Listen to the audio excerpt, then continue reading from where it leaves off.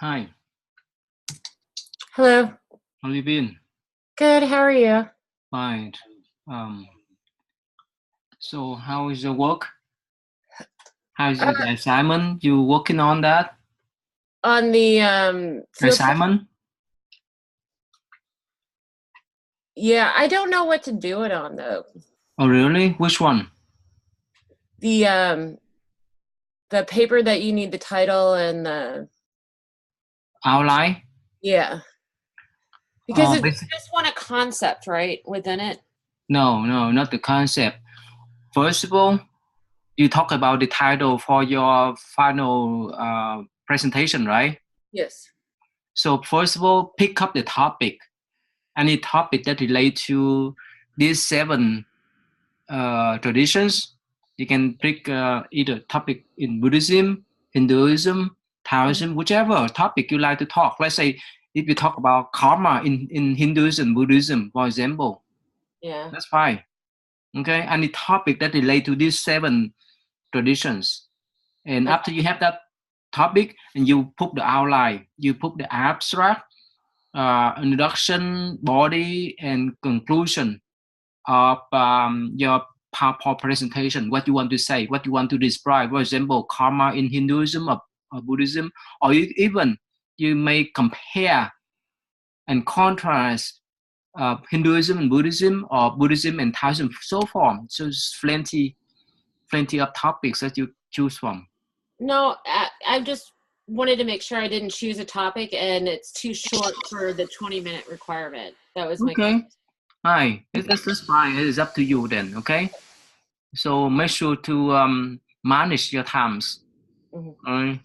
But you need to have an abstract introduction, like the outline that I put down for you. All right, the guideline that I put for Mhm. you. Then, okay. Okay. Hi, Tiếng. Okay. Hi, Karen. AJ. Okay. Welcome back. So we still have some times. So how are the assignments you guys working on? It's good. Yes. And you guys have any questions? No. No. Um. I'm not seeing any audio. What's that?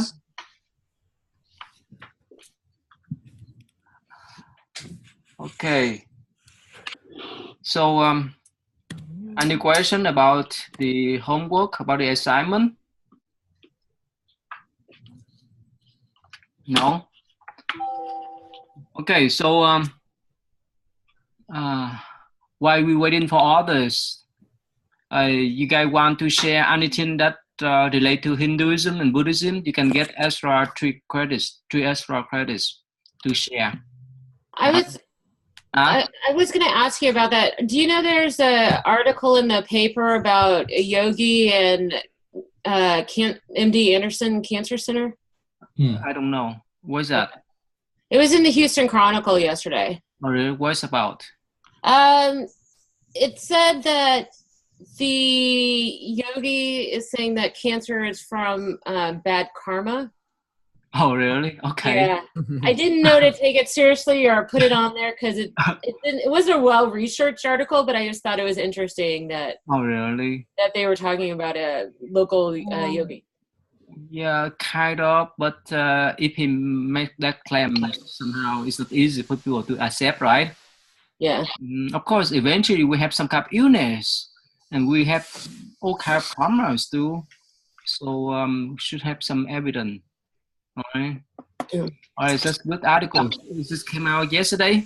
Yeah, I can send you the link Oh, to it if you'd like sure. to So read it. you can put on the blogs to get the extra credit then.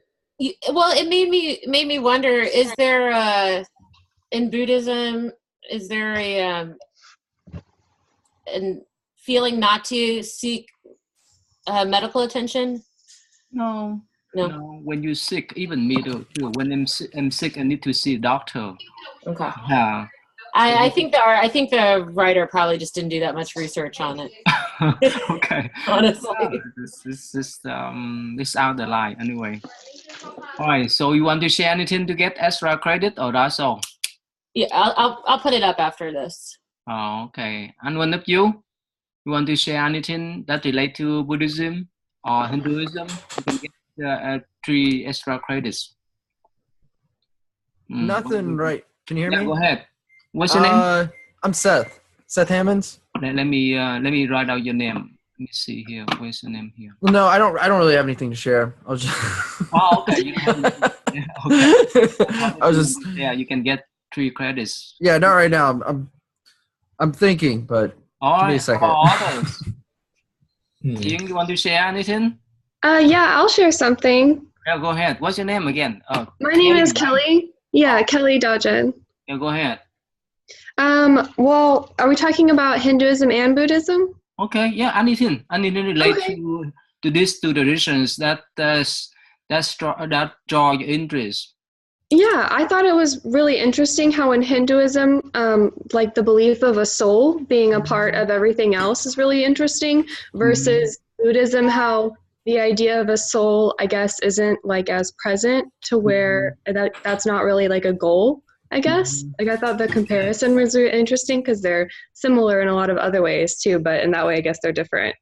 Okay, so anything more about their similarities or differences you can recognize? Yeah, the similarities definitely like a focus on like meditation and kind of like peace within the self and like the outer world, I guess. Kind of like a goal of like attainment instead of I don't know, like reincarnation. They both believe in reincarnation, and that's also really interesting versus like the Western theology and stuff like that too. Yeah. So. Okay, that's good then. Yeah. So there's some similarities, right? Like you just say in reincarnation, and later on toward the end of the semester, we will summarize the overall concept or assumption, or you can say belief of all these Asian traditions. Okay, that's good. That's good to share. Anyone would like to share? You get 3 credits extra. Yes, I want to say something. Yeah, go ahead, Ting. Yes. Yeah. So before I read a reading, so I thought that yoga is just like an exercise, you know, like because many gyms that they offer yoga today. So, but after reading, I found out that yoga actually is the religious practice. So to help the believer, the disciples, get to the point that they can know that they are God in according to Hinduism. It is correct? Okay, yeah. So for me, from that, I think that so we cannot separate yoga from exercise or religious part. So yoga, if you practice yoga, that means you practice the religious practice. Kind of, yes. Just not simple like you exercise. Yeah. Okay. Yeah, that's what I find out. It's very interesting. But you know the word yoga, what's yoga mean? The definition of yoga. The yoga definition only. The definition is the concentration. Not really. This is meditation. It's actually this is the word called yoke. Yoke. Yeah. Why? Oh, yes, I remember that now. YOKE. Yoke. Yes. The yoke does mean to yoke, or does mean to stimulate your mind, to whip your mind or body in the proper way. So that means it's the way to separate your body and your soul. That's right. Not separate, but to let's say to trigger, right? To stimulate your spiritual life in that sense. Oh, so that means that you try to when we practice yoga, right?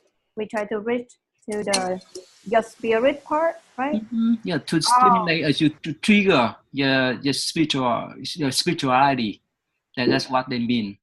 It's also yoga has 2 parts. That's in the West, right? Like you just say that they repackage yoga in a secular way. That means yoga is only for physical practice, physical exercise. But in Hinduism, yoga has combination of physical exercise as well as mental exercise too. That's just through meditation. Right?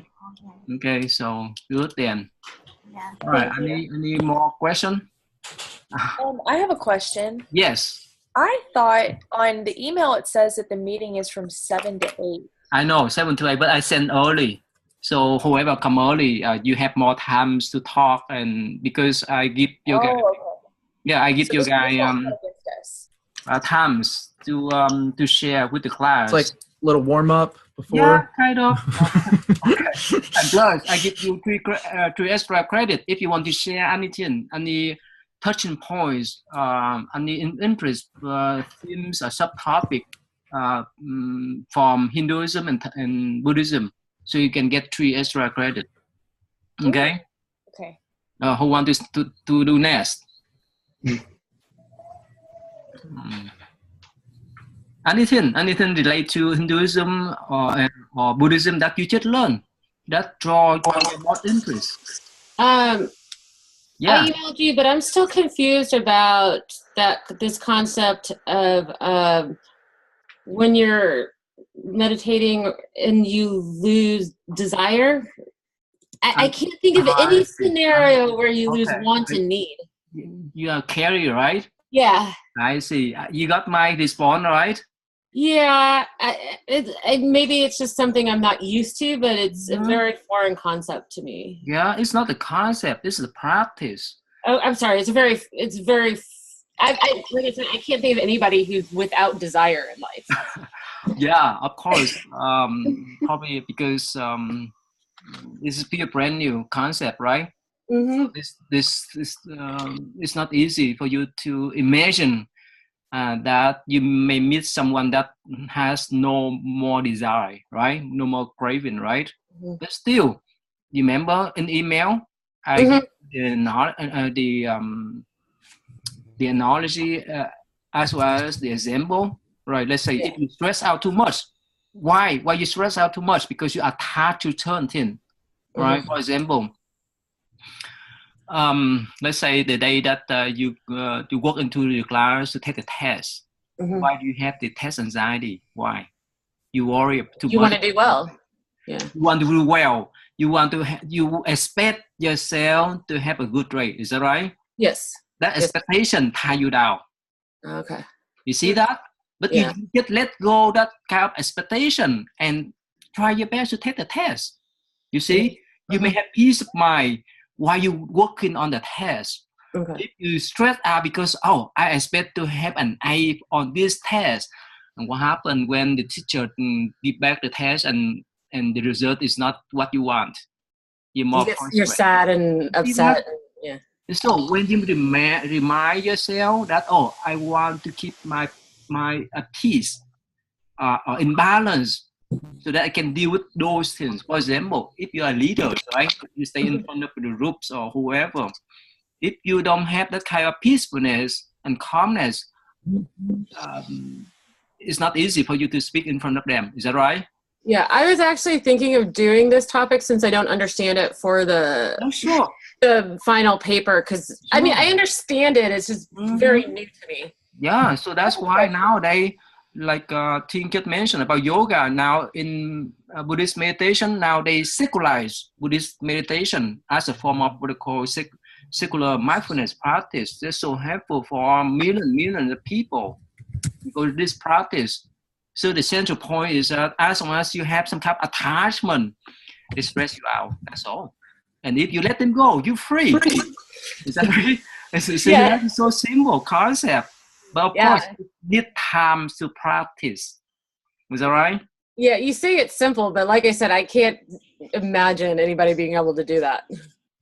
But that's not the complete way. But as long as you do certain type of meditation, you could control your desire. Or you could reduce the degree of stress, anxiety, and depression.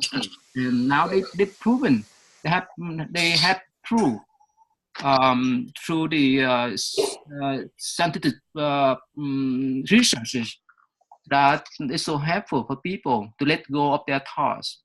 Okay. To be free. I mean, to be free from stress or stress-free situation.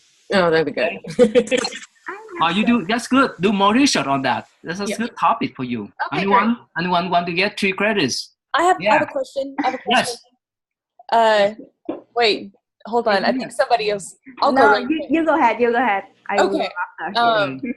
Okay. So, we have Buddhism. Buddhism can be a practice. Yeah. Mm-hmm. Right. It can be a practice. It's not something that you necessarily have to commit to. It's something that you can practice. Again, there it goes. Yeah, that's a good point. Again, you can put this way. Right after the Buddha attained enlightenment, he didn't have the thought to establish Buddhism. That's what we know now. But still, he can provide the ways for people to practice and overcome the sufferings. Remember, we learned about the Four Noble Truths, right? So, yes, many people, they can say, oh, Buddhism is the way of life. And some people may say, oh, Buddhism is religion. It's up to them. And Buddhism is the way that can transform the mind of the people and so forth. So many people, no matter who they are, they can practice meditation. And meditation is not the privilege of the Buddhists alone. It's for everyone. And you don't need to be Buddhist to practice meditation.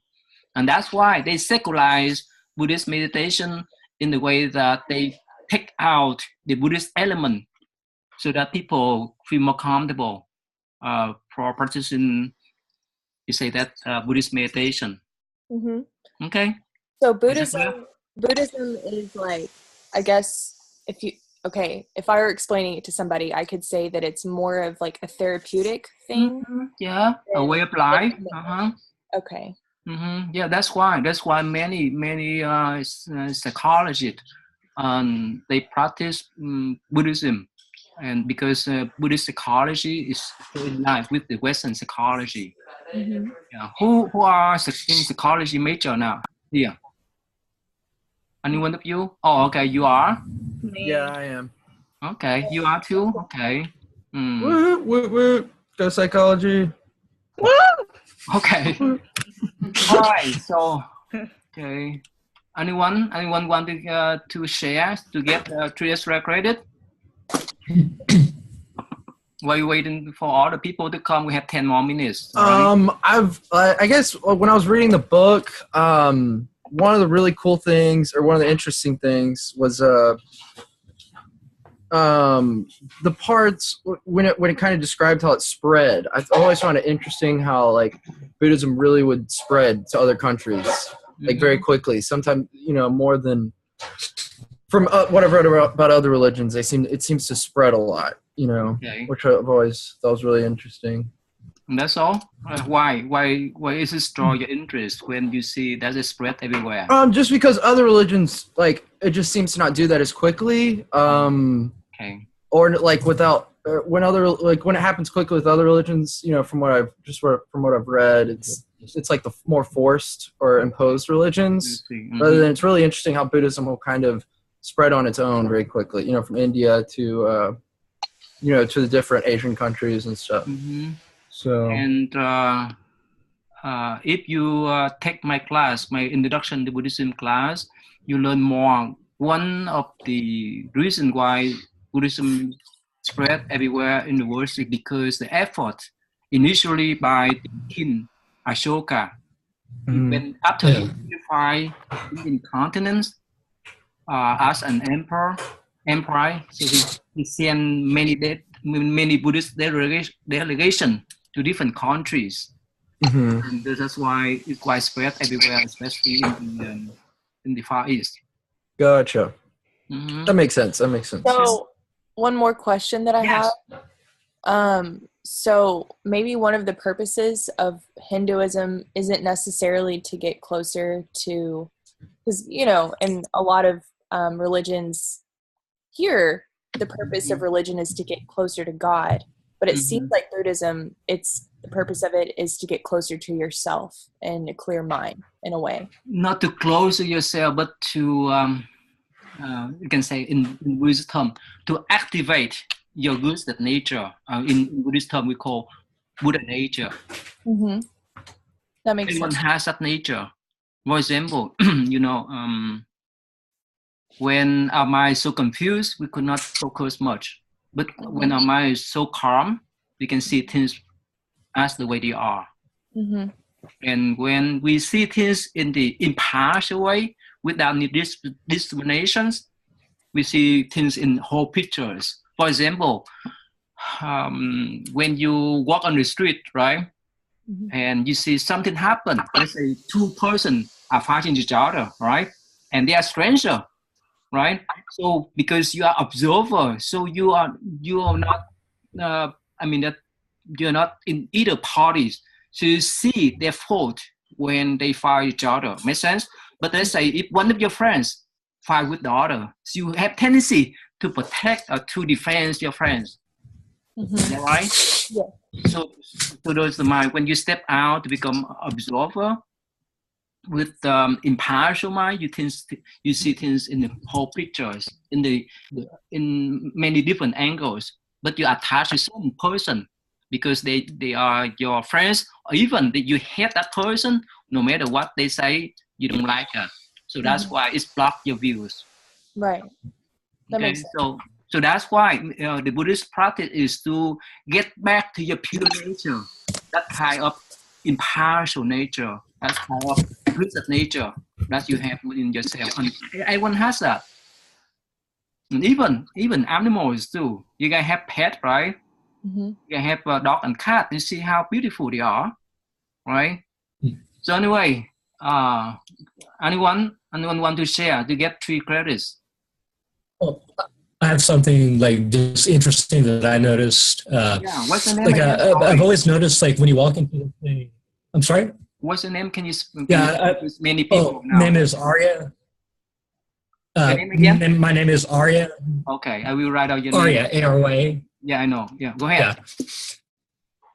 Yeah, I've always noticed that, like, for example, if you walk in, let's say, a Chinese restaurant, you know how they have the fat man. I always assumed that was Buddha. Recently, that's actually like more of a reincarnation of Buddha rather than the original one, because the original man was supposed to be like a medic, I think, where he's like he would starve himself at first. If anything, was very thin. So I mean, that was just like a interesting detail, like a fun fact that I found online. Okay, so when you walk into a Chinese or Vietnamese restaurant, you see a fat monk, right? Like, is that right? Yes. What do you call Happy Buddha? Yes. Right? Yeah, Happy Buddha. Okay, yeah. Actually, I came from Indiana, and sometimes young people came up to my monastery and asked for me that Happy Buddha statue. So it's really famous, and anyway, so yes, that is the one of the incarnation of what they call Maitreya Bodhisattva, the future Buddha. So in Buddhist view, a great Bodhisattva can transform into any forms that he like to teach others. So that Maitreya Bodhisattva transforms as a happy monk in China to teach them. So that's why the Chinese and Vietnamese people somehow they worship or they keep his image there. Make sense? And I also read that the reason they make him look that way is because it's not because he was like supposed to be a big man or anything. It's because like supposedly he's supposed to stomach all of your troubles when you tell them to him, or like if you have, he stomachs it. That's what I had read anyway. Oh, okay. Yeah, that's okay. But somehow your voice is broken. That's okay. That's fine. Thank you for sharing. Yeah. Anyone want to share to get 3 extra credit? I'll share. Yeah, go ahead. Your name, please. Brianna. Oh, Brianna. Okay, please tell your name because now many people come in, so I cannot keep track with you guys. Go ahead, Brianna. I found it interesting that there's not a specific deity worshipped in this religion, in Buddhism. That's okay. Yeah, go ahead. Yeah, go ahead. Oh, I was just saying I found it interesting that there's not one deity that everyone worships in Buddhism. How it's kind of like from what I understood from the reading, it's like you kind of you can put your own deity into it, like your own god. No, that is, you talk about Hinduism, not Buddhism. Oh, okay. I was thinking Hinduism. Yeah, Hinduism, they somehow they will package their deities or god according to the needs. For example, if they're business people, they will worship the deities or the god that support their business. Makes sense? And if they're students, they will worship some god that support their studying or their education, but not in Buddhism. Okay. I have one more thought. If that's Go ahead. I take a lot of yoga classes. Okay. So before starting this class, now that I'm thinking back to it, there's such an emphasis on how it's a practice, you know, and now that I'm learning about all of this, how so much of this is a practice and how the two relate so much. Yeah. You know? Okay. Yeah.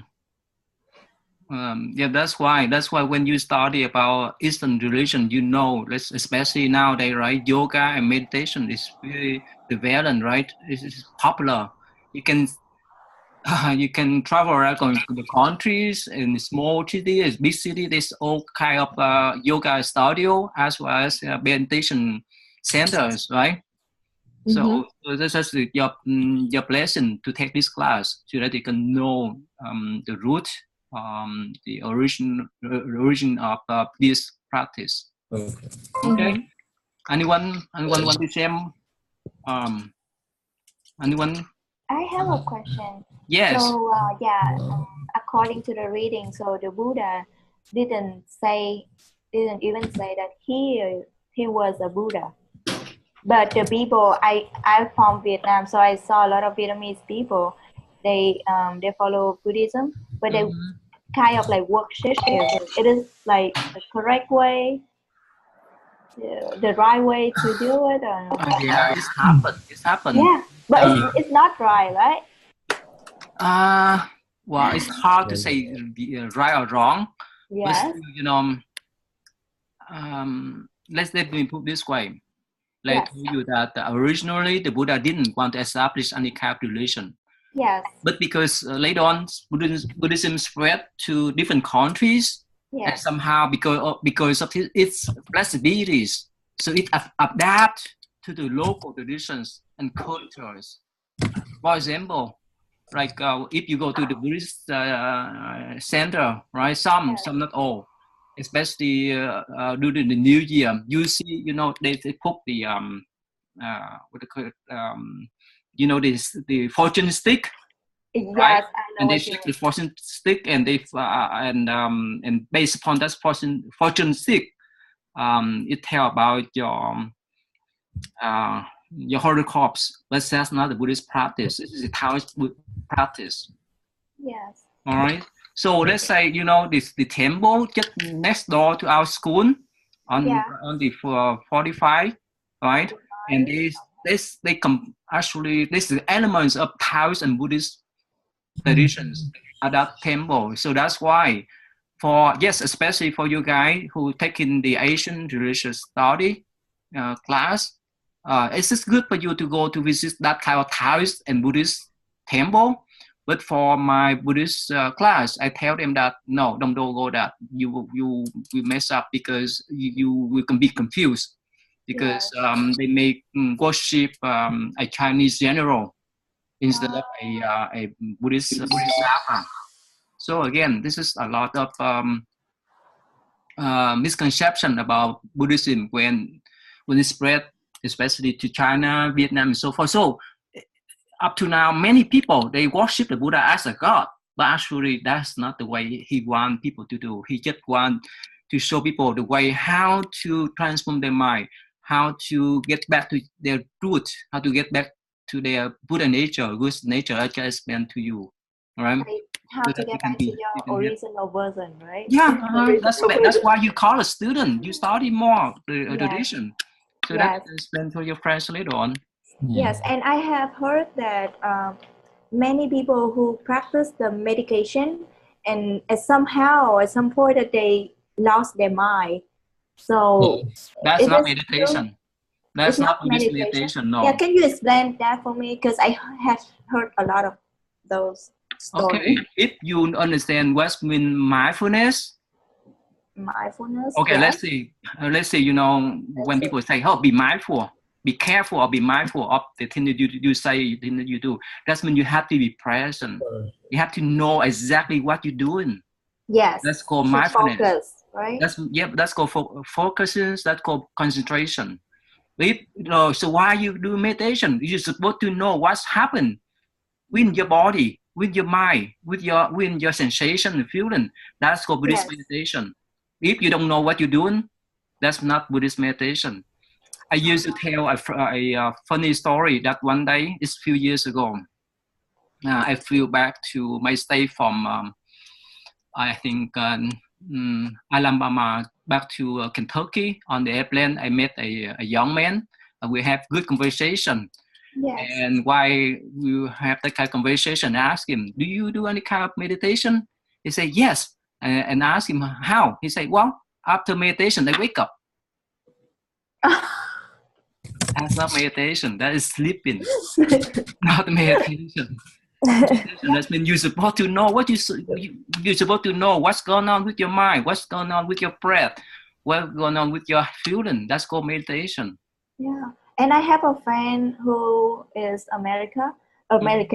So he told me that he practiced meditation and he heard the voice. That's they have to be careful.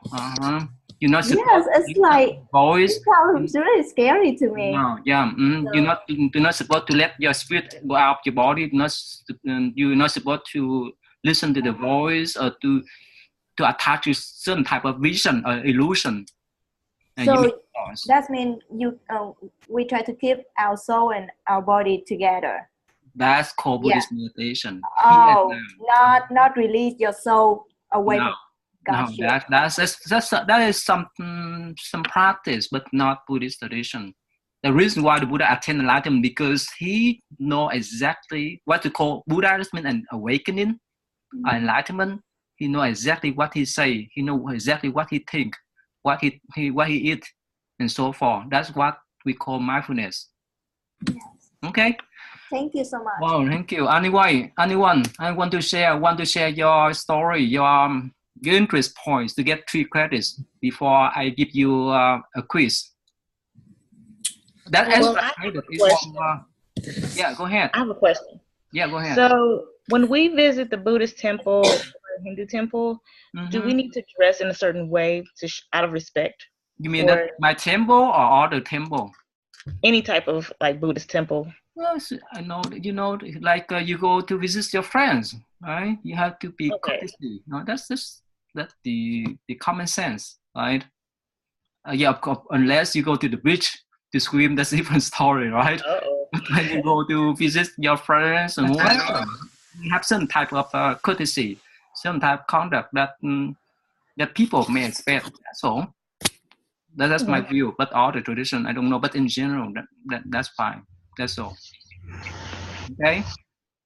Anyone? I also have a random question. Yes.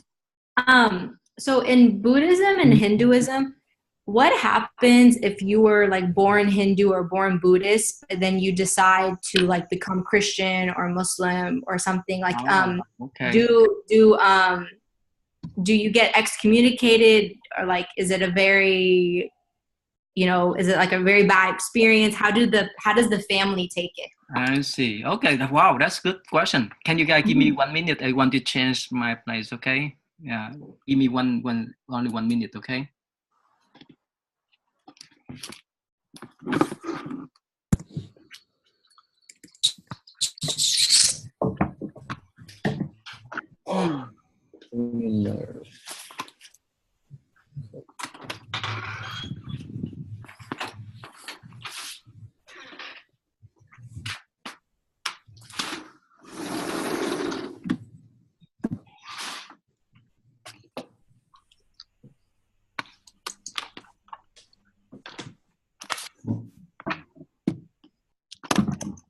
Yo, so I've had a class like this kind of before, and the best thing to do is everybody puts their mic on mute unless you're talking. I'm sorry. Okay, good. Yeah, go ahead.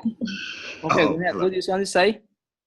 Yeah, I was just saying that if you're speaking, then you can turn your mic off of mute, but while everybody's just chilling, we can all put our mics on mute. It worked out last time I had this class. All right, thank you. Yeah, what's your question? What's the name of the one who just asked me the question? I asked Stephanie. Stephanie, all right, that's a good question. So you say that if a Hindu or a Buddhist want to convert to, let's say, Christianity and so forth, right? Be excommunicated, right? Yeah. Actually, especially, I don't speak for the Hindu people, but I speak for the Buddhist. So, you know, even some of my relatives, they were Buddhist before, but later on they somehow they converted to Christian, Catholic, and so forth. And in Buddhist view, we don't excommunicate anyone. Whoever want to choose their own religion, that's the choice. Everyone has the right to follow his or her own religion. And so this is normal. Let's say if you have friends, right? And they, instead of going to University of Houston, and they go to UT, you don't need to excommunicate them, right? So it's just friends. But because of their belief or because they like to study over there, then in here. So for us, it's no problem. Because I think in Hinduism, like because only like Indian people are Hindu. They don't go out and try to bring people to Hinduism. They don't proselytize people the way Christianity does. So I heard with Hinduism, if you leave Hinduism, they take it very offensively because to be Hindu is to be Indian. It's to have pride for your country. It's, you know, the traditions and all that stuff. So when you leave Hinduism, the family is very upset because they think like you don't care about the traditions. You don't honor, and like you're going away from how they raised you. So in Buddhism, it's not like that. Not so much. Of course, yeah, like I told you that I have some relatives, the close relatives, that they went to Buddhist temple and practiced meditation with me. And so when they came to the States, they convert into Christianity. And that's fine with me because that's a personal choice. We cannot stop them. They have to have a certain type of religious freedom. We need to respect them. Yeah. Okay. That's a great question then. Thank you. All right. Thank you. Any question? Anyone want to share? I have kind of a follow-up question to that. Yeah, go ahead. So my question is, can someone practice, for instance, Christianity and Buddhism at the same time? Because it seems more of a practice and like the mindfulness and all of those kind of things. Can you practice both simultaneously? Yes. I used to tell my student that I have a friend who is Catholic priest, and almost every year, either he invite me to go to his center to talk about meditation, or he would bring his followers to come to our center to do meditations. And so, especially many Christian and Catholic who like to keep their traditions, but in the meantime, they like to follow certain aspect of Buddhism. So it's no big deal. In Buddhist view, it's just the brand names. It's up to you. If you think that's suitable for your need, you can take it. Otherwise, that's your choice. Makes sense. And there's many Jewish people. They keep their traditions, but they follow Buddhist tradition too. So what they call, I think, Judo. That's the term, the combination between Judaism and Buddhism that they follow. So in Buddhism, there's no problem at all. that you don't need to forget or to run away from your own tradition in order to be Buddhist. So again, that's just your own choice. And that's a personal choice. Make sense? Yeah. Right, Kimberly, right? We talked about this in our class last semester, like Kimberly. Mm-hmm. Yeah, we did. Yeah. Yeah, because I'm a practicing Christian and I don't ever plan to change my faith. But when I talked to my mom about that I'm going to a temple, your temple, she's just like, I don't feel comfortable you going to the temple. But I told her it isn't more of a religion. It's more about a lifestyle, you know, like a mindfulness lifestyle. So it's a very good question to ask because it's a real possibility that some people think that Buddhism is just like as strict and as like secular, like Christianity and Hinduism and all of that. But Buddhism is just a lifestyle I think everyone should adopt, no matter your religion or creed or anything or origin. It's just a really good way to live your life and a good way to spread love. So I love Buddhism. Everyone should be a Buddhist. I have a question kind of going on that. Yes. So there's no like there's not a deity worshipped in Buddhism then, correct? No. That's wrong. Sorry to say. It's not the deity, it's what they call Bodhisattva.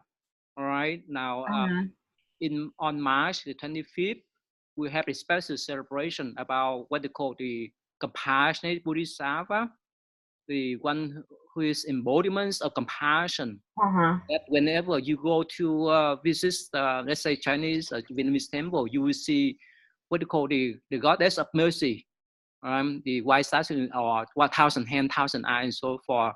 So for the common Buddhists, for ordinary Buddhists, if they don't know much about Buddhist philosophy, they just worship those celestial Buddhas and Bodhisattvas. Later on, if you take my introduction Buddhism class, you will see that. All right, but not the deities, not gods, but we call the celestial Bodhisattva and Buddhas. So that's someone that's become enlightened and then is. They have attained enlightenment, but they come back because of their vows to teach the ordinary people. Okay. They have the choice. They have the choice to enter nirvana or to get out the birth cycle, but they made the vows to come back to teach people. That's what they call the Bodhisattva or the celestial Buddhas and so forth. Okay. Yeah. Thank you. Thank you. Any question? Anyone want to share to get extra credit before we get the games? Hello. Yes. Yes. My name is Connor. So like there's a chapter in the reading Society and Religion, and this is kind of relating to what we're kind of talking about. Okay. But, is there like how do you become a Buddhist, so to speak? Like, at what point are we suddenly like, oh, now you're Buddhist? If it's just a lifestyle, or maybe you don't have to worship a certain god. Like at what point do you become Buddhist? Yeah, this is a personal choice. Let's say, okay, let me put this way. Let's say at home you can study anything, right? You can study online. You can go to YouTube to watch all kind of video clips about whichever thing you like to study. But why you need to go to school to get diploma officially that you have, you can say, attain or achieve certain levels of knowledge, right? So does Buddhism. Yes, Buddhism is just you can say that the practice of, that the lifestyle for people to follow. But if you really want to become a Buddhist, there's some format for you to follow. For example, you may go to a temple to take what they call the three refuges, to follow the Buddha, his teaching, and the Sangha, that means monastic communities. So that are the basic. And plus, these optionals that you may make the vows to keep what they call the five precepts that some of you have read about, right? No killing, no stealing, no sexual misconduct, no lying, no taking intoxicant. But they are optionals. If you want to keep that, that's great. If you don't want, you bring your own karma. Make sense? So the Buddha just laid down the guideline for you to follow, not to enforce us, and it's not like a commandment that you, if you don't, you go to hell and so forth. That's not the case. If you live with that kind of moral life, people respect you. If you step out of that boundary, you do a certain type of karma. Make sense? So again, so formally, yes, you if you want to become Buddhist, you come to temple to take that vows. But otherwise, that's just your own choice. And I have many friends, even they claim themselves as Buddhists, but they don't want to come to the temple. That's fine. That's their personal choice. We respect that. Make sense? Mm-hmm. Yes. Thank you. Oh, welcome. Okay. Any more questions? You guys ready for the quiz? You ready? It's not easy. Ask a question. Okay, go ahead. Okay, so in the reading, it talked about the caste system as if it were. Can you hear me? No, what's your name again? Let me write out your name. Oh, yes. Okay, my name is Yadira. It's spelled Yadira. Okay, go ahead. What's your name? Okay.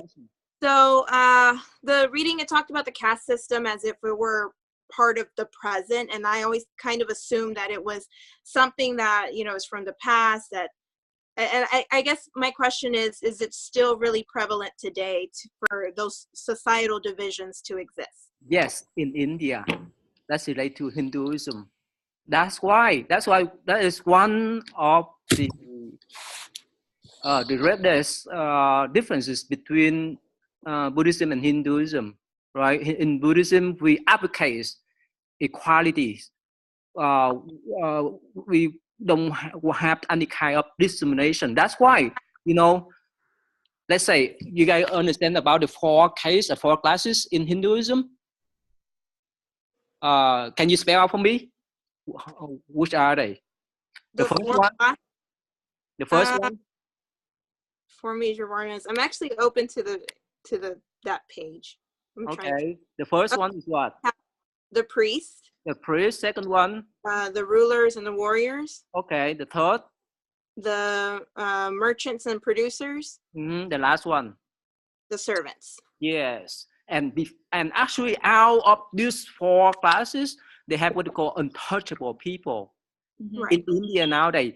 But of course, up to their independence in 1947, they have the constitution that whoever discriminate other people, that's against the law. But still, because it's culture for 1,000 years, it's not easy for them to change overnight, even through the decades. So the system is still exist nowadays.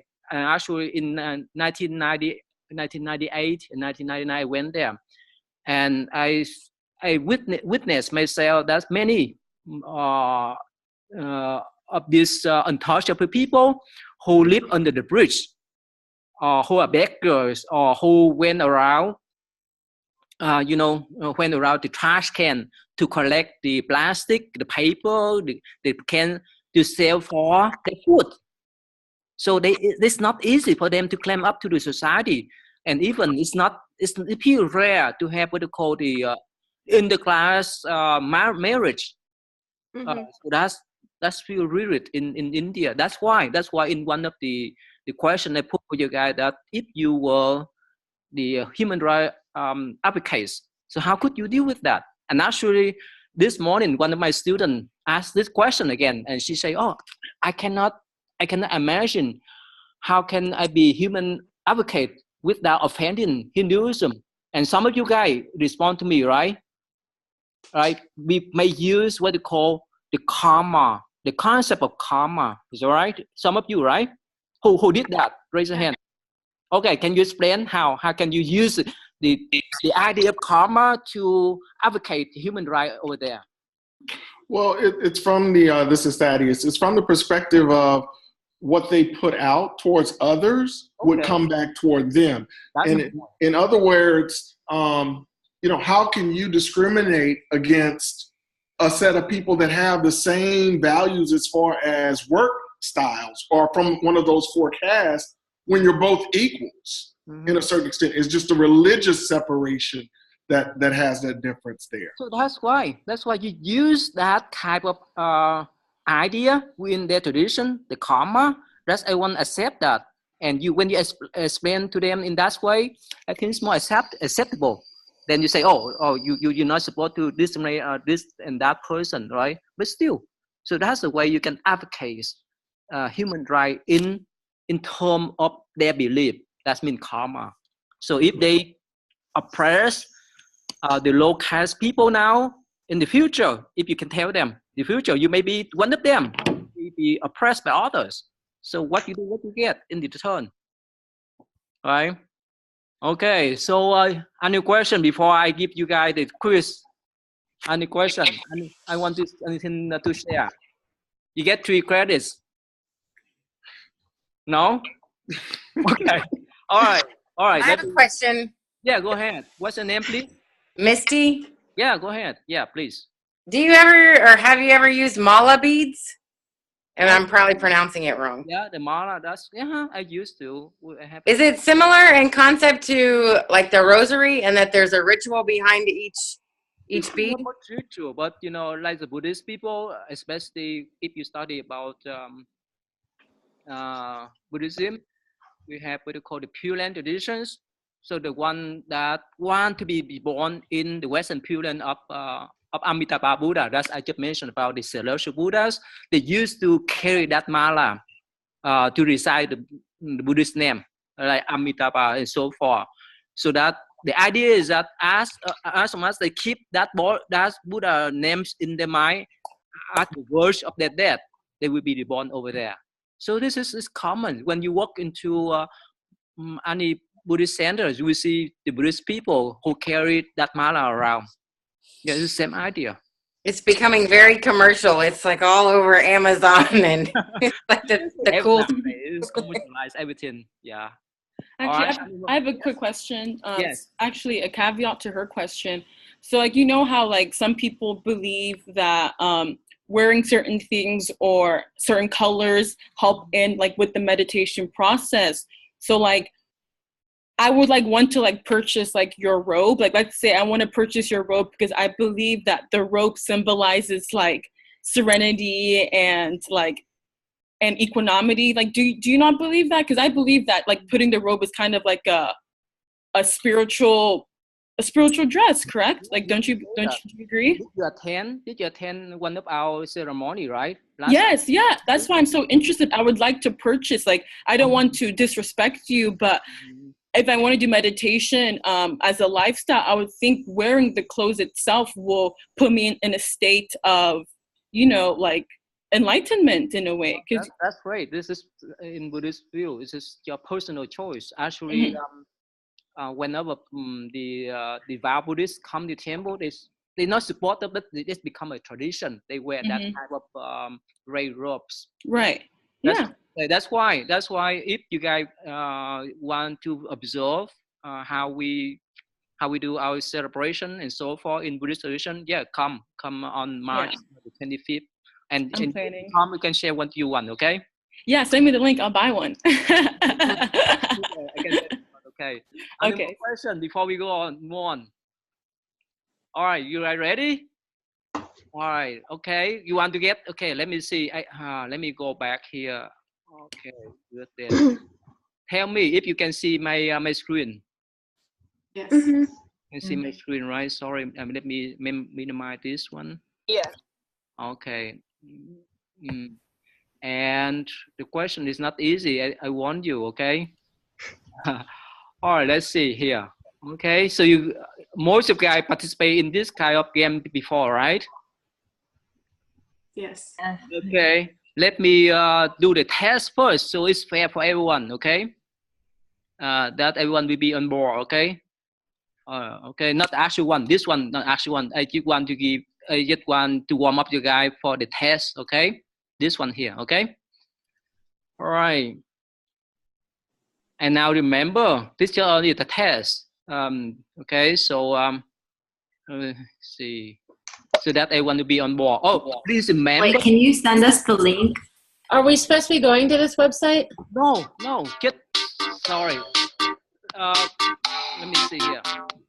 Go to the Kahoot.it and it's gonna prompt you to put in this. Use your cell phone or use your computer. Go to Kahoot.it. That's all, and enter the game's number. It's just a test, don't worry, okay?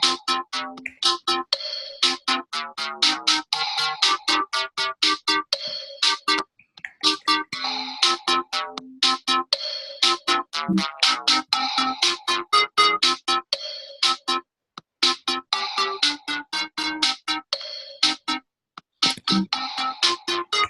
make sure everyone's will be on board, okay? Wait, hold on. Hold on.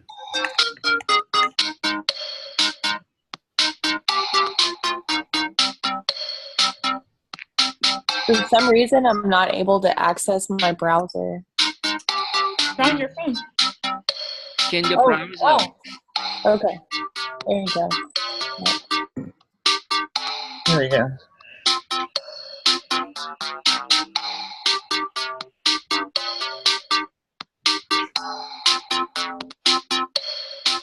After the quiz, what are we going to do? Sorry. Oh, okay. Yeah. Okay. Everyone on board? Hold on, I'm almost there. Yeah, make sure you guys on board, okay? Anyone missing? We're missing 5 people. Oh, 5 people? Okay. You guys want need helps? I'm almost there.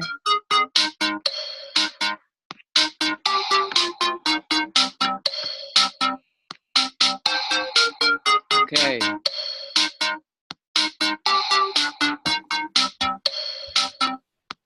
So don't worry, don't stress yourself out. This is extra credit, right? Remember, like last time, if you get to the top, the first place you got 10 extra points. The second place you get 5 points. The third place you get 3 points. Okay? So it won't affect your grade anymore. Anything. Okay? Don't worry about that. So we miss anyone?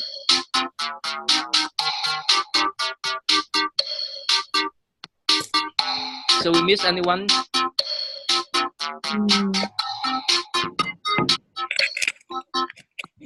Anyone there? I don't think so. Kimberly, you mind to check them for me? We're missing 1 person. Oh, we're missing 2 people now. How many? Missing 2. Oh, 2, okay. Oh, now just 1. Oh, now 2. Oh, people are leaving.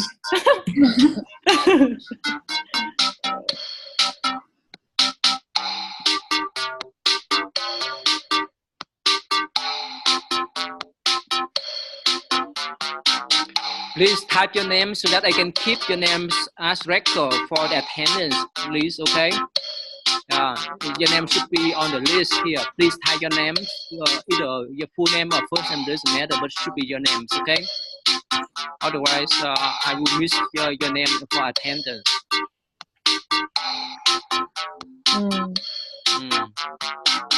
How do you change your nickname? I don't think you can. I think maybe log back out and just go back out, go back in. log back out, log back in. Okay.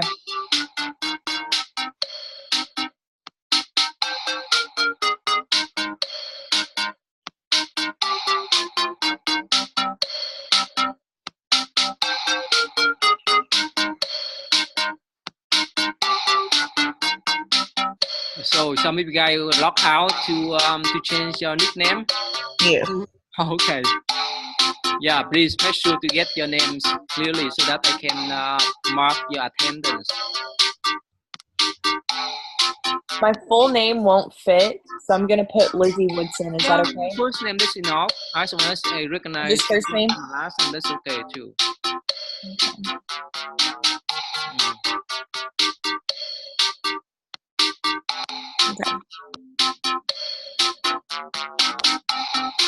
Okay.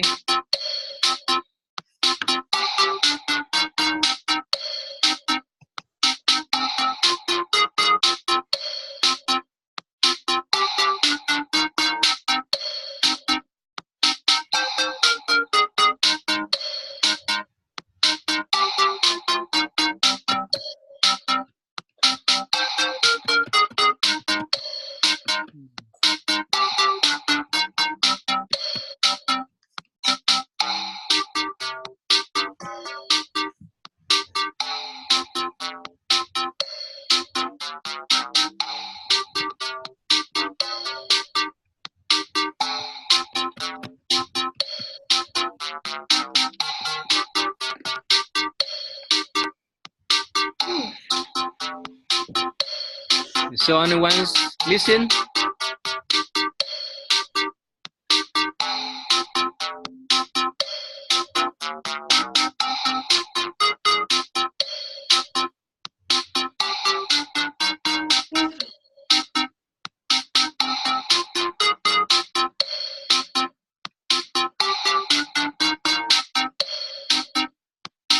Okay, while waiting for others, you guys have any question for me? So this quiz doesn't count, but the next one counts for our grade? Yeah. Okay. Or this one's extra credit.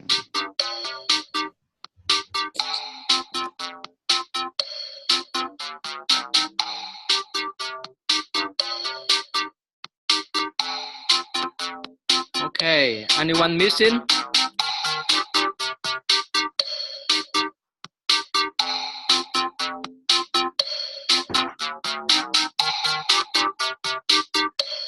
Anyone need help? You ready to go? Mm-hmm. Yeah. Oh, Kimberly, could you mind to check anyone missing?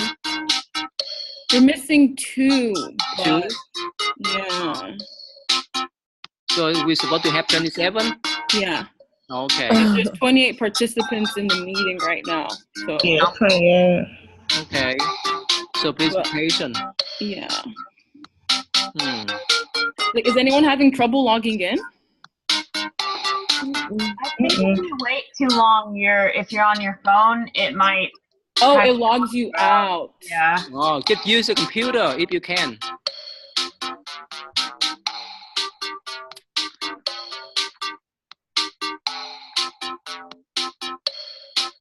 I think we should go ahead and start, Professor. All right, you want to start now? Yeah. Ready? Mm-hmm. Okay. All right, just a test, don't worry, to see everyone should be on board, okay? Like last time. Okay.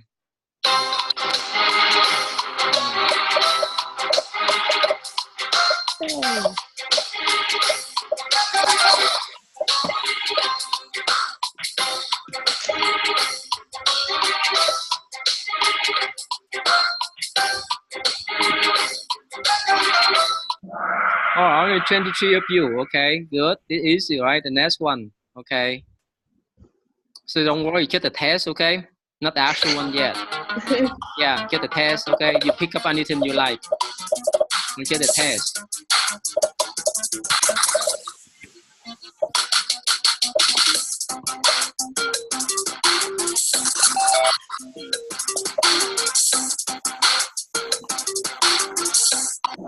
Okay, good.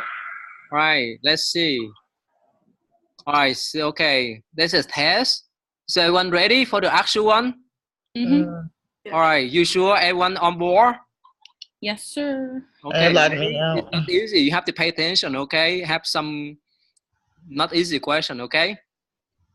Ready? All right, so go. Pay attention to the definition, Hinduism and Buddhism, okay? I compiled this 10 questions. Okay. All right, good. Yeah, that's a point. That's a pink number.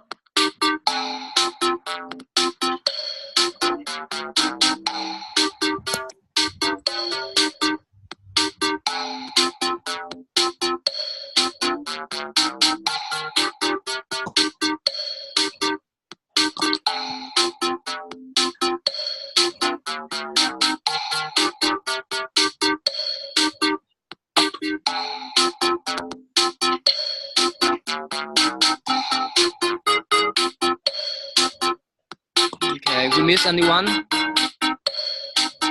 Whenever I start, we cannot get back, okay? We cannot stop, okay? Anyone missing? You guys ready? Do you miss anyone? You ready to start? Ready? Yeah. Okay, read carefully, okay? I cannot get back, I cannot go back, okay? Okay, 10 questions. Read carefully. Okay, the Hindu caste system was developed from the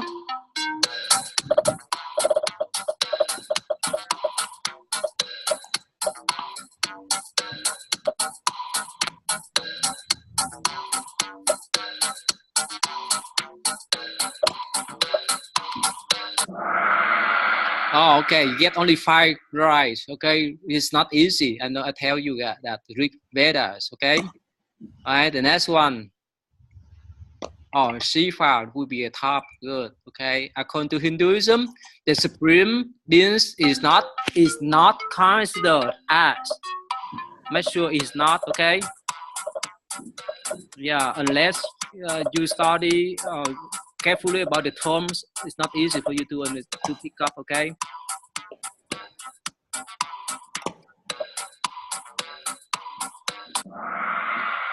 Wow, only 3 got right. All right, so I will explain to you what is the term. Okay, the next one. Kelly, the top, good. The main city text do not include. Do not include.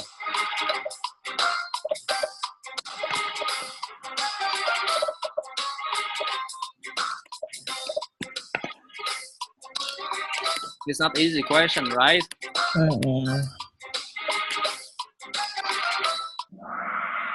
Oh wow, only 5 get right. All right, so not easy. Okay, so the next one, Kelly will still on the top, right? Okay, in the Bhagavad Gita, Krishna described 3 ways to liberation. Accept, remember, accept. Okay, so this is one of the questions I hope for you to do in response to.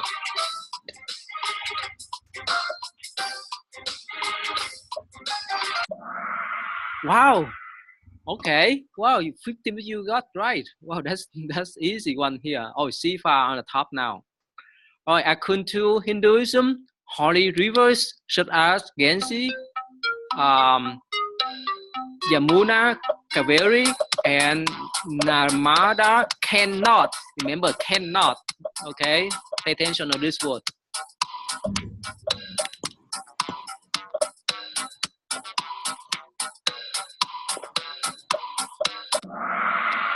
Okay, wow, it's easy. It's 17 of you got right. Okay.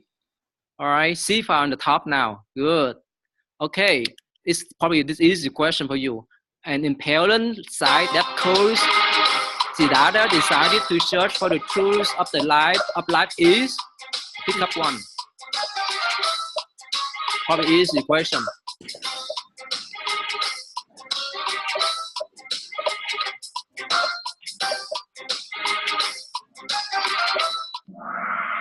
Wow, only 10 of you got right. Wow. Okay. All right, the next one. Not very good at this. Okay. All right, Shiva is still on the top. Okay, good. Okay. Buddha hesitation in accepting women to join in the monastic communities is because of read carefully.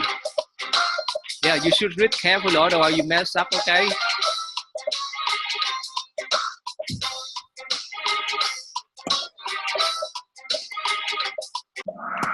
Wow, 18 of you got right. Wow, this is easy. Right then. Okay. Shiva is still on the top. Okay. Question number 8. Buddha advised his followers to visit 4 holy places in India, except, remember, except. Okay.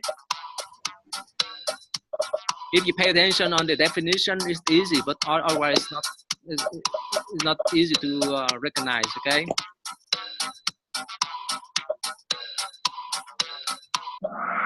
Oh wow, only 3. You see that?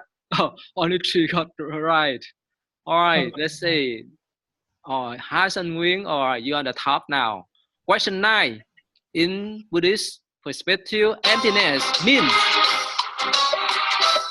All right, means emptiness means. Some of you wrote the paper about emptiness, so I think you recognize that.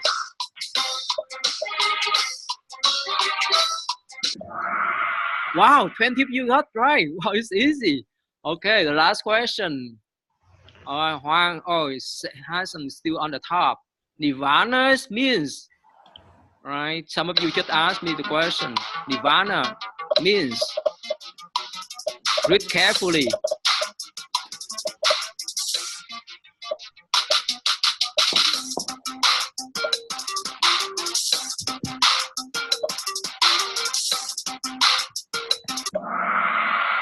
Wow. Let's say 8 of you, all right? Okay, good. Then see, so who will be in the top? Oh, wow, you got the second top again too. Hassan, wow, okay. Tara, you got last time too, right? Okay, Stephanie will be the third. Wow, that's great. It will be the core in this game then. Okay. It's easy games. No. Okay. I suck. I'm not good at this. Now let me explain to you guys. Okay. Let me see here. Who talk about it? Let me see. So how's this gonna affect our grade? No, it's just extra credit for the top extra credit. It doesn't affect it at all. Yeah. If you get right, you got the extra credit. If you don't get anything, you would not get anything. So let me okay, let me explain for you guys this one here. Okay, so explain for you the question. Okay, the Hindu caste system was developed from what? The Rig Veda.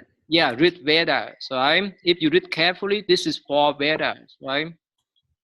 And how about this question? According to Hinduism, the supreme being is not considered as what? What? The blue one. This one is just the names of the textbook of the Veda. It's not the Vishnu, Nirvana, Shakti, the names of their gods. Okay, God and goddess. Okay, so this one is just the names of the one of the Vedas. Okay, the main Sydney text do not include. Probably you may not understand this one, right? Yeah, it's not easy. This the Opa, what they call Obaseda is the sitting near the teacher. This one is for you to to memorize. This one is for you to understand. So you have to read carefully about the concept there. Okay. Now, probably this one you can recognize easy. Most of you got right? In the Bhagavad, Krishna describes the three ways to liberations, except this one, the way of knowledge, right? The way of action, the way of devotion, except the way of yoga. Understand? Easy, right? Many of you got right? Okay, here. According to Hinduism, holy rivers as Ganges, Yamuna, Kaveri, and so forth cannot what? Cannot control over this one soul. It's so simple, right? Okay. And how about this one? This is easy, right? An imperial side that Siddhartha decided to search for the truth of life is what? An old man, and as I said it, right? So when he saw the first three sides, right? Old man, sick man, and a corpse. So later on, the last one, he saw, okay, this is the way out of suffering, right? Okay. And how about the second question? Who can tell me? The Buddha's hesitation in accepting women to join the monastics or communities because of what? Of the social status quo. Because back then, it is no way for people to accept female into the monastic life or the spiritual communities. Not because it's psychological status quo and so forth, right? Okay, here the Buddha advised his followers to visit the 4 holy places in India, except this one, Vaisali. Bodh Gaya, who know where is Bodh Gaya? The place where the Buddha was born, right? No, I'm sorry. The place where the Buddha attained enlightenment. Sanat, how did it relate to his life? The place where he first taught the 5 monks, right? And Luminis is the place where he was born, right? Okay. Now here, some of you got this one. In Buddhist perspective, emptiness means feeling depressed. No, that's in the West. When you say, oh, I'm feel empty, that means you feel depressed, but not the case in Buddhism, right? No fixed substantials or real phenomena. That's the meaning of emptiness, right? No feeling empty. That's not right. Okay, the last one, nirvana.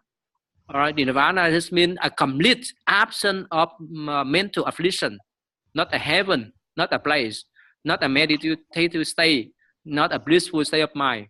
So, is that clear now? Yes. All right. So, easy question or speak hard? Pretty hard. Hard? Yeah. I expect you guys to finish this two tradition, Hinduism and Buddhism. So that's why I put this question. And the next time in March, on March 8th, we will set up our 10 questions. The similar the question that relate to, I think, Jainism and Sikhism, right? So again, this if you get right, you get extra credit. Otherwise, you won't hurt your rate. Okay. Mm-hmm. All right. Any more question? You guys enjoy the games? It's really top games.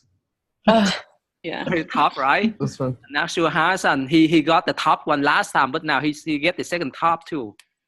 Wow. Hassan, can you hear us? Hassan? He's on mute. He's on mute? All right. Okay. He says hi though. Can you talk, Hassan? And Tara, right? Where's Tara? Tara's also on mute. Huh? Tara's also on mute. Okay, who is the third one? Stephanie. Who is Stephanie here? Stephanie's here. Oh, Stephanie, you are third place, right? It's hard for you? Raise your hand, please, Stephanie. Was it hard? Yeah, it was hard. Oh, really? But you get the top. This is the third one. I know, but it was still hard. Oh, really? Okay, I expect that you guys read through. Anyway, so who have done the first field trip already? I'm going on Saturday. Okay. Remember the deadline for the field trip. The first field trip is February the 23rd. Okay. So please, you can call around any center, any Asian center. You can go to the Sikh center, Hindu, Buddhist, whichever for the first field trip. Okay, and write the report. All right. I have a question. Yes. So our PowerPoint outline is also due on the 23rd, correct? Yes. Not the PowerPoint outline. The final PowerPoint presentation. Oh, the whole thing is due on the 23rd? No. Just outline. Just outline. An outline. But I want to mention again is that last time we talked about how to record your PowerPoint presentation, right? You can use your cell phone. You can use webcam, camcorder. You can ask someone or set up in front of you the camcorder and so forth. Record yourself, like you stand in the public, not to go to PowerPoint in the PowerPoint alone, right? But you explain what you put there. You put in the PowerPoints, and you record that PowerPoints and post on the blackboard according to the guidelines there. Right? Who have and done so this type we're of writing about our experience when we go to like the Buddhist or Hindu temples. That's the report. That's different. I'm talking about the final PowerPoint presentation. That's different from report. Right. For report you write, I think between 700 to 900 words, right? And please remember, take your pictures, right? Take the picture, your picture or the picture of the temple and center there. Make sense? Right? You have to just remember to include the pictures. Okay? Professor, does the Texas temple that's not far from U of H count as one? Yeah. Yeah, I told you. Because that temple is somehow it combines the mixture of Buddhism, Taoism, and Confucianism. That's what we learned in. Is it the Texas Guandi Temple? Yes. That's what I'm going to on Saturday. Right. So they're very nice. Yeah, in this class, there's no problem for you to go there. But for my Buddhist class, I say no because what you do is focus on Buddhist study Buddhist traditions. But in this class, because you study about 7 traditions, that's good too. A way for you to visit and absorb how they function themselves over there, right? How they worship the Chinese general of Bodhisattva and so forth. Okay. Yeah. Any more question? All right. How about the writing? And you guys have any comment about my grading for your writing? It's coming around, Professor. It's coming around. You really come from me for my grammatical errors, just so yeah. You know. Yeah. So that's not the word. Who take this class for writing? Some of you, right, take this class for writing too, right? So again, that's why you come to the school to learn the content of the subject as well as to improve your writing skill, right? If I make mistake, let me know, all right? But I hope that after this class, your writing skill will be improving, right? I have no choice. But that's good for you, right? Because soon later you step out of the school to be a professor, engineer, doctor, and so forth. What happens if you write your paper, you write the report with all kinds of grammatical errors? It looks bad for your profession, right? Yes. That's why you come to the college, the school to get this kind of training. Okay. Any more question? I have a question. Yes. So for the PowerPoint outline, how many slides do you want for just the outline, or how in depth do you want it to be? I don't care about how many slides you want. It's up to you. But you need to manage your times at least 20 minutes.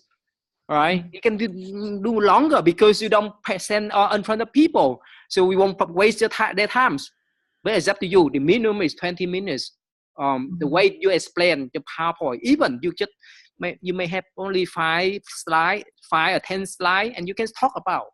The important is how do you present your slide, how you present your PowerPoint, and not the PowerPoint by itself. Make sense? So do you want the outline to actually be a PowerPoint, or maybe like a Word document? Word documents. Okay. Like you put okay, first of all, pick up the title, okay? Again. So you can pick any titles that relate to this class. You can compare Hinduism and Buddhism, or Taoism and Buddhism, and so forth. Or you can talk about karma according to Hinduism and Buddhism. All right, but don't talk about Christianity. Sorry. Okay, because it's out of the scope of this class, okay? And it's plenty of topic for you to talk about. Reincarnation, the karma, and so forth, right? Okay. And yes, like you write the outline for your paper, for your final paper, you should have the abstract, right? You want to tell the readers what you want to talk about, and introduction, right? The body. And conclusion. That's the general format for you to have this type of title, outline, and so forth. Okay. So the reason why I told you guys, especially in the syllabus, that as long as you get the current topic as well as you have the outline, you follow through easily. You won't be confused. That's why in the future when you go out to work for big companies, you need to have some kind of framework, right? Outline to talk about in front of people, right? Or if you just jump on the stage and say whatever you want to, it's confusion. Make sense? Okay. Any question? About the writing? How about the comment on other people? You guys enjoy that? So remember, some of you may miss making the comment on other people, other students. That's the way you learn. That's the way you learn from each other, right? That's the interaction with each other. Okay. Any more question? All right. No one want to get 3 extra credit, huh? Okay. Yeah. Go ahead. What's your question? No. Jasmine, you want to have any question? Okay. I have a question. Yes. Go ahead, please. So we got 3 points now for talking, and then like for me, I was number 3, so then I get another 3 points. So I got 6 points. See that? It's just extra credit. It won't affect your grade. It's just extra credit. So that's the way I want to encourage you guys to join the class, to learn the class in the professional way. Okay. And then for the paper that we have due the 23rd, so we'll go to either a Hindu or Buddhist temple, and then we just write any center that belong to these seven traditions. You can go to the Sikh temple, Hindu temple, Taoist temple, Buddhist temple. But we actually in Houston we don't have the Shinto temple yet. Unless you go and then we just like write about like the experience, like what we saw and what we did and everything. Yeah. Anything you want to ask them about that tradition. That's why, according to my previous student, they learn a lot when they went there to actually see the people, how they worship, how they do their how they follow their faith and beliefs. As when you have that first-hand experience, you learn more than from the books, from internet, right? So, but this semester I just assigned you to do only 2. But last semester I assigned my student to go 3, right? And some of them say this is too much for them. But that's why I reduced 2. All right. Also, yes, I have one that I've been meaning to go to. It's over by my office. The Krishna temple, is that one? Okay. That's fine. That one as well? Okay. That belong to Hinduism. That's fine with me. That is in the scope, as much as in the scope of this class, that's fine. Okay. Any question? I have one more question. Yes. So we got 3 points just for asking questions as well. Yeah. Just let me know. Actually, if you miss you guys, what's your name again? Elizabeth Woodson. Oh, I think I checked your name here already. Okay. Who I missed? Just let me know. Okay. Who talk and ask? You can let me know. I can give you extra 3 credits. All right. You have my name right, Professor? Yeah, I missed you. Okay. Sorry. And Thaddeus. Anyone? I have a question. Thaddeus. Huh? I have a question. Yes, go ahead. So sorry. If name we again? Miss, sorry, your name. Jasmine. Jasmine, yes. If we miss an assignment, how's that going to affect our grade? Like if we miss a question? Actually, my policy is that I don't subtract any point for late submission, but don't wait for last minute, especially wait for after spring break and so forth. Right? You put your own burden. You stress you out. So again, I don't subtract anything. Right? So but still, this is your own responsibilities. All right, that's your starting. Okay. Okay, so whatever points we have, those are points. That's going to be our grade at the end. So whatever points we get, that's going to be our grade at the end. Yeah, I won't subtract anything unless you make grammatical errors in the writing. That's the only thing I subtract. That's all, and other thing too. All right. So if you ask the question and so forth, please type on the chat so that if I miss your name, I would check with my paper here. Any question, any comment, any story you want to share before we move on? Did I enjoy meeting today? Yes. Yes. Okay. Good. Yes, thank you. All right, so we come back. All right, so we come back on March the 8th. All right, so be prepared for extra credit. All right, I'll give you a top questions to get the extra credit. Okay. Yes. All right. All right, so Thank you. And be prepared to go to the first field trip and the report on February the 23rd. Okay. Okay. All right. Any more questions before we go? If you want to stay back to ask me any question, you're welcome. Okay. Okay. All right. Thank you. All right. Good night, Professor. Thank you. Bye, everyone. Thank you.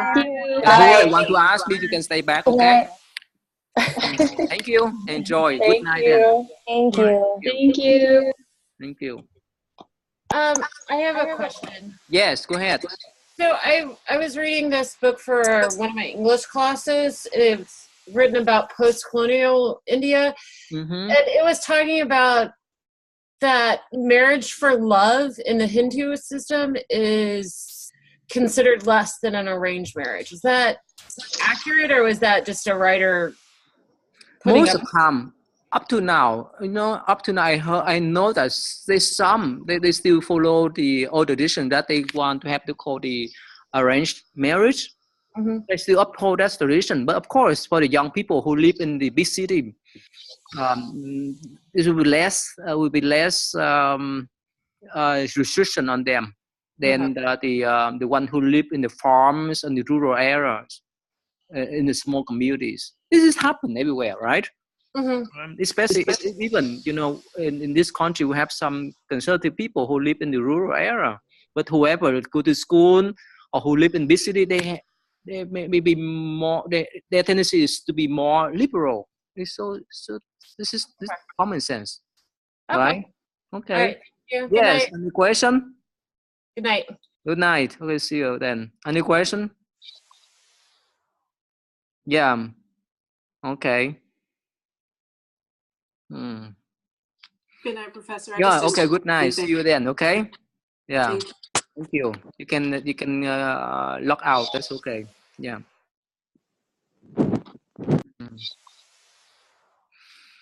Okay.